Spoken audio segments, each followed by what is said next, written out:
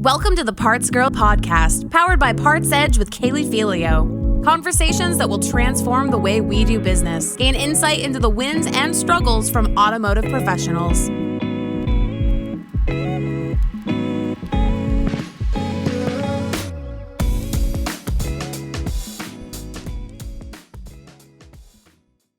Hey everyone, welcome to the Parts Girl podcast. I'm excited to be interviewing Bill Springer today. Welcome, Bill. Thank you, Kaylee. Pleasure to be here.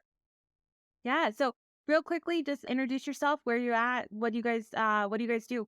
I'm Bill Springer, president of Krex Incorporated. We are based in Northbrook, Illinois, just outside of Chicago, which is where I am right now. And we've been in business for over 75 years, serving the new car dealership market our entire history. We're best known today for our brand DriveSure, which is designed to help new car dealerships remain the go-to provider for maintenance, tires, and repairs. And then I always like asking everyone, what's your story? Like, how did you get into auto? How long have you been in auto? And I know it's hard to keep that in a short amount, like a little summary, but give us a Sure. little background. Sure. I've been in the automotive business since 1987, so 35 plus years. The short story is, how did I wind up at Krex? I was in the banking business before joining Krex, commercial lending, which was my first job out of college, and joined Krex. And it's a family business, and it's my wife's family's business, and my father-in-law, who had been running Krex at the time and is still around, and said, "Well, why don't you come to work for me?" Because my wife was going back to graduate school here in Chicago, and I was living in Columbus, Ohio. And he said, "Well, why don't you come to work for me while Andrew is in graduate school? And then, when you're done," my plan was to go to graduate school, get my MBA when she was done. And so I said, "Okay, I'll do that." And it's supposed to be a 6-month gig, and I've been here for 35 years. But I did go back and get my MBA, so I checked that box, but I Nice. realized that I love being in the space and the opportunity that was available to me, and been here ever since. And our businesses, although we serve the same market, we're in a very different business today than we were back then. Absolutely. Yeah. A lot has changed, I would imagine, in the last 35 years. Yeah, for sure. Yeah. So we want to talk about tires today, right? That's Sure. the Yeah. hot topic. I feel like a lot of people are starting to pay attention to, which is also exciting because I feel like with parts, we're starting to talk about parts more. So why just put tires in that box? Right. So, with you guys, with tires, what problems are you solving, or what are you seeing in dealerships, or how are you helping with tires? Yeah, so I think it's commonly known that when a customer needs tires, whether that's because they picked up a nail in a sidewall and have a damaged tire and need to replace it, or the tires are simply worn out and they need to buy new ones, very often they don't, they think of going to a retailer, a tire store, an independent garage, and all too often they don't think about the new car dealership as being the source for tires. And dealers hate that, understandably, and that's what they hire us to help them with, and to raise that awareness in the consumer's mind that the new car dealership is really the best source for tires for for that vehicle owner.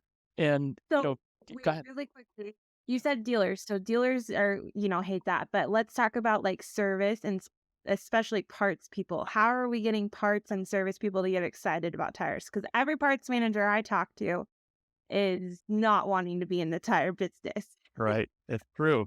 Yeah, because from a parts standpoint, it is challenging. Tires are big, they take up a lot of space. You have to, unless you've got a really good distribution source, you've got to stock a lot of tires, and they're very price sensitive, so they don't make a lot of money on them. So a lot of parts managers, just from looking at it from a transactional standpoint, don't love the tire business. But when you look at, yeah, but when go up another 10,000 feet in terms of looking at it, tires are a tremendous source of defection amongst customers. We've seen statistics up to 90% of customers who go somewhere else other than a dealership to buy tires never return back to the dealership for anything at all. So it's a real point of defection. So you don't, it's not a situation where you need to lose money certainly on tires, but the importance of retaining that customer for tires is cannot be understated, Yeah. cannot be overstated rather. And so it's critically important towards, as part of the dealership's overall retention strategy, that they be in a tire business. And dealers that do that and do that well find that they do retain customers beyond those that point where, they are at high risk of defection. And I would imagine it's just like, if a dealership were to get into the wholesale business or start selling parts online, it's not something that you just like say you want to do. It's something you say and then you create a plan and you have everyone on board and it's like everyone's working together because it's exciting Yeah. and we want to be successful. So I'm assuming that's what you guys help with, right? Is just kind of helping everyone with that. Yeah, we help specifically from the perspective of raising awareness amongst service customers that their new car dealership service department sells tires and is a great resource for tire needs. There's Does lots of that great. help you with marketing, like Yeah, helping the marketing display and showing like we have tires? yeah. Part of what we do through our DriveSure benefit is that we provide renewable road hazard tire protection benefits that become a standard part of the dealership's oil change or scheduled maintenance service. So road hazard protection is typically sold in F&I, but with DriveSure, it's not an F&I product. It's a product that dealers can provide on a complimentary basis to their oil change customers, and we can do that in a very low cost way that allows the dealership to differentiate their oil change and scheduled maintenance service from everybody else by adding value to it. And at the same time, because we're providing that road hazard benefit, we're increasing awareness amongst their customers who are getting oil changes from them that they are a source for tires. And over a period of time, we measure that from day one. And over a period of time, we can see that awareness continue to rise up so that when it becomes time for that customer to purchase tires, they hopefully think of the new car dealership first before anybody else. And in those cases where they've got a damaged tire, they've already got that benefit that's typically up to $150 that they would redeem and have to return back to that servicing dealership to redeem. So that helps drive them back in those cases where they've got an unplanned tire problem. That makes sense. That it's Yeah. all like a big circle, circling them back. Exactly. Um, and you had mentioned before we started recording, you guys are working on a report that's going to be out in the next 30 days. So by the time this goes out, this will be live. So Yeah. give us a little bit background on what people can expect about with that report that you guys. Yeah, sure. As I mentioned, we've been in business since 1947, and one of the consistent things over that entire time is not only serving exclusively the new car dealer market, but our niche within the new car dealer market is oil changes and schedule maintenance services. So we feel that we've got a deep amount of institutional knowledge around that service and around around new car dealership maintenance services. One of the things that we did back in 2020, just before the world changed, was we did a survey of service department customers, so customers who are actively bringing their vehicles to service at new car dealerships, and asked them a series of questions about what causes you to return to the dealership, what causes you to defect, what's important to you, and that type of thing. So we decided just this last couple of months to update that, and we're in the process of compiling those results into the 2023 Krex Service Retention Report, and that'll be coming out here within the next few weeks. And we're seeing some interesting changes, with respect to awareness around tires, interesting changes around what customers value most in their service department, and what some of the things are that they don't value. Yeah, and I would imagine it's significantly different since 2020 because our whole world and lives the way that we look at things is a lot different now. Right, So right. I'm very curious to see how that report what you guys up with Yeah, come out with. absolutely. So I wanted to ask you, with being in the space that you are, I remember when I was getting into, learning about PartsEdge, learning how to sell PartsEdge, a lot of dealerships aren't really focused on parts. They're always, focused on sales or Yeah. service. So I wanted to ask you, like, what is the hardest part about what you guys are doing and trying to get, they're probably like, talk to my parts guy or, like, I feel like you probably run into the same problems I run into sometimes. Yeah, that's right, that's right. Yeah, I mean, the challenges and the problems that we help dealers solve are generally strategic in nature, meaning, how do we move the needle moving the needle just a little bit in terms of a 12-month retention rate has an enormous impact on a dealership's financial performance, but it takes time to do that. And getting, for example, a service manager's attention or service director's attention on that when what they're focused on is getting through the afternoon and making sure that customers get served well and that their employees get what they need in order to serve customers well and that type of thing. So, getting to focus on stuff beyond just the most immediate needs can sometimes be a challenge. But what we found is that, once we have an opportunity to talk to them and sit down and find out, what their unique problems are and whether or not we can be of help to them, it typically becomes a productive conversation, as I'm sure you have found Yeah. as well. And then, because it is a strategic challenge or opportunity that we talk about, it's typically we like to talk to general managers and owners as well because they typically have a different view of the dealership, from a higher altitude. But as you know, those folks are very, very busy and getting on their calendar can be a challenge too. So it's all about, making sure that we're clear about our marketing message about what we can do to help them. And, we're not the kind of company that can help every dealership. It's a matter of having a conversation to figure out whether or not we can. And typically we can. Fortunately, from our perspective, that when we bring on a dealership, we're knock on wood fortunate that we typically keep them as a customer for years and years. So we count amongst our dealership customers, dealers who we've been doing business with for decades, and we love those types of long-term relationships. Absolutely. It does build up a lot of trust and lots of referrals too, because people Sure. talk, dealerships talks amongst each other. So yeah, I had a feeling you probably have this similar way, and the marketing message that you, and then I was gonna say too is the timing, because when they start focusing on that or see, okay, it's time to sit down and see if this is the right fit for us, then that's when you like, yeah, I get my chance. So Right. very cool.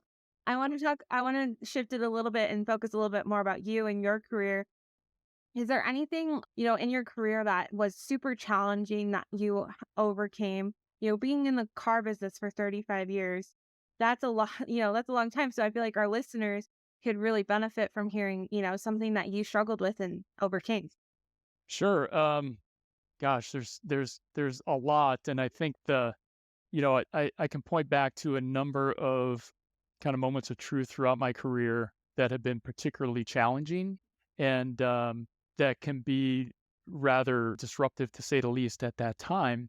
But you look back on it and say, okay, we were able to, get the resources we need, get the people in place in order to deal with those challenges, and we come out of it the other side okay. Whether that's COVID, which was obviously a big issue for everyone in, March, April of 2020 when dealerships were shutting down and we didn't know how long they were going to be closed and that type of thing. There was a lot of uncertainty around that. And, we made a decision as an organization at that point that we were going to continue to support all of our dealerships throughout that challenging time. And as a result of being able to work with dealers who were particularly challenged, I think it strengthened our relationship with them over the long term. But, it really always comes down to challenges with customers or employees or vendors, mission critical vendors and that type of thing. And, I think just having faith in yourself and asking for help with experts who can come in and provide you with the expertise that you need to get through it is the key to getting it done. Absolutely. Asking for help, having that network of people that you can just rely on. I definitely have Right. found that as my career has progressed. I'm like, I feel like I have a community of people I can actually talk to. So that's very helpful. Yeah. And having those relationships, before you need them is critical. I have a friend and a mentor who was a very successful CEO for a company for a long time that just recently retired, and he referred to his key advisors as his bail team, BAIL. And part of his bail team was B for banker, A for accountant, I for insurance, and L for lawyer. And making sure that all four of those people that he met with on a regular basis, before he had a challenge or before he had a crisis, to make sure that they were up to speed on terms of what was going on in his business, made it much easier for them to respond in those challenging times. I think the same can be said for whether it's your leadership team, making sure that you are continue to communicate on a regular basis, even when you think you don't have anything to communicate about, really prepares each of you to have a higher level of trust to get through those challenging times, as well as to pull together when you have opportunities that need everybody to pull the sled equally in order to take advantage of that opportunity. So yeah, it's all about people and it's all about communication and conversation. It is.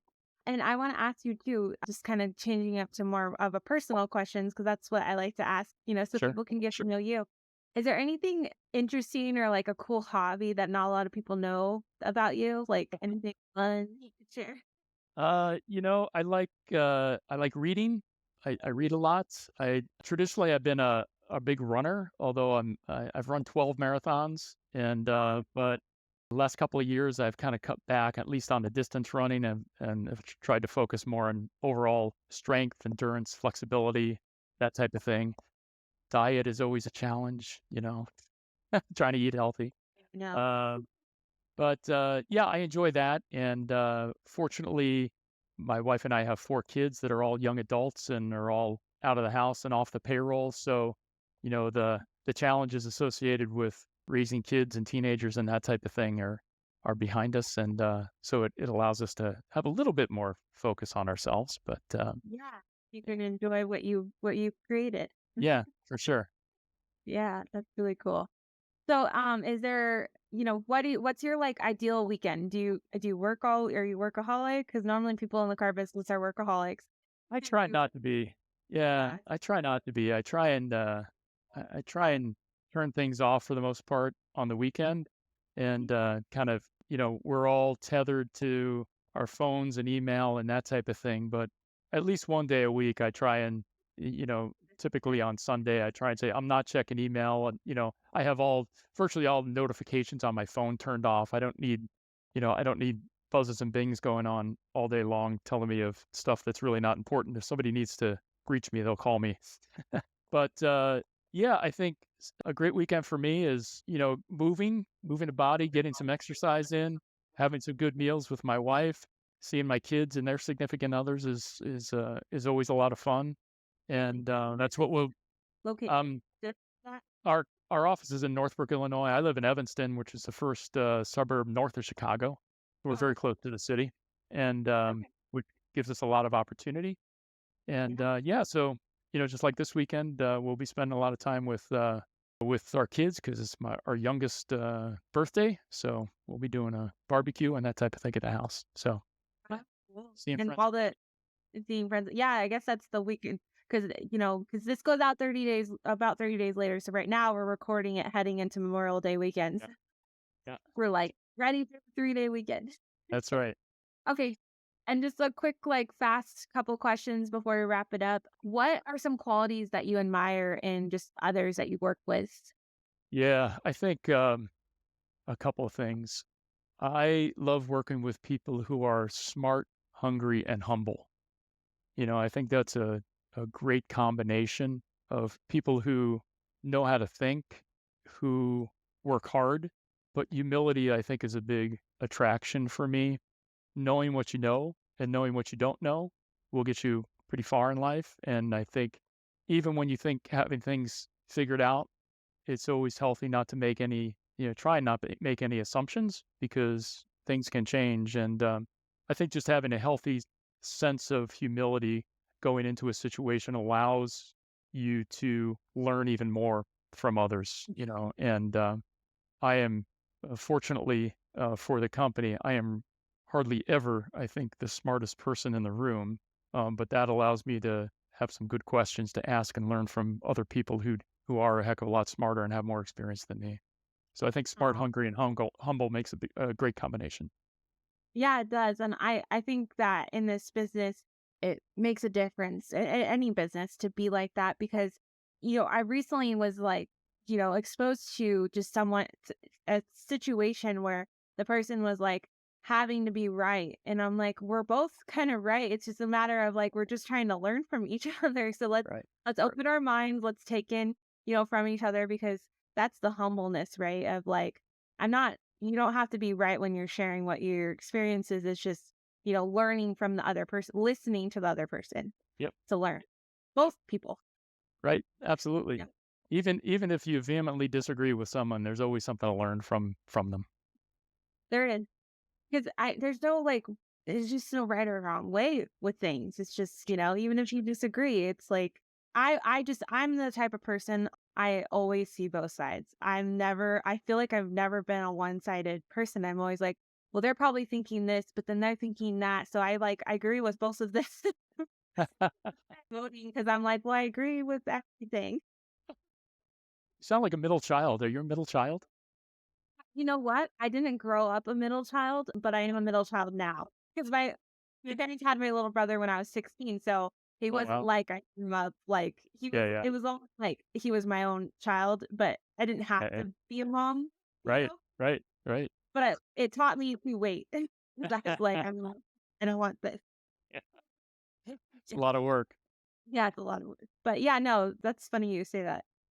Okay, then my last couple questions, these are fun ones. If you could compare yourself to an animal, what animal would it be and why? Oh my god. I know it's a hard question. Oh, if I could compare myself to an animal. And you'd be like, today, what do you feel like you want to compare yourself to today? Yeah, that's a good question. I think, gosh, I wanna say like almost like a Labrador in the sense that, Okay. they're No. yeah, they're calm, but they're friendly and they're open to play and they're smart.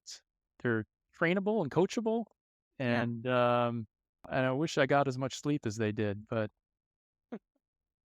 I always say I wish I could be a dog in my next life, but like with a good owner. yeah, Maybe like a rich family, so I have my own room and I could sleep and eat. yeah, yeah, but, I don't know, I guess I feel like a Labrador today. Cool. I could see that. And then I didn't even ask you. I wanted to ask you this one too. What do you love most about what you do? The variety, for sure.